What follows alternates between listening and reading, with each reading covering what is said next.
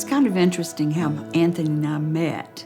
It was when Southern Hills was located at the chicken farm, and he sat a couple of rows in front of me at church. One Sunday after church was over, Anthony came back to me and he said, "I would like to tell you something. I love hearing you sing a couple of rows behind me every Sunday." So we started a conversation, and I discovered that he had a musical interest, and as do I. And so we kind of hit it off. So every Sunday we would speak, and we'd go up and we'd hug. And so it just really developed into a continuing friendship. And so I would follow him, what was going on in his life. And so then as he got older and he didn't come home from college as much, or I didn't see him if he was there, I kind of lost touch, but occasionally I'd see something on Facebook. I soon discovered after several years that he was beginning to make some choices that were not good for him, not healthy for him. And so I continued to pray for him. One Sunday, I normally go to the first service, and I was running late that morning, and I was frustrated with myself. I thought, I'll just go to the second service. I hate to go into church late.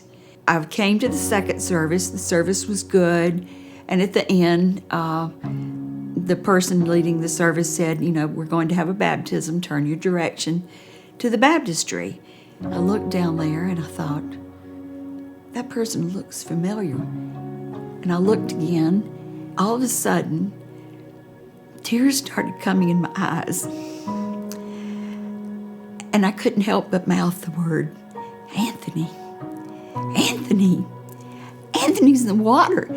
And I wanted to stand up and just say, "Hallelujah," because I knew I had prayed for this guy for years. And there he stood in the baptistry.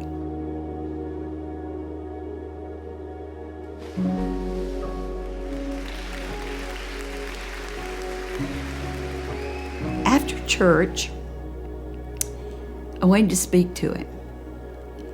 And so I looked around. I just glanced down my row, and there he sat at the end of my row.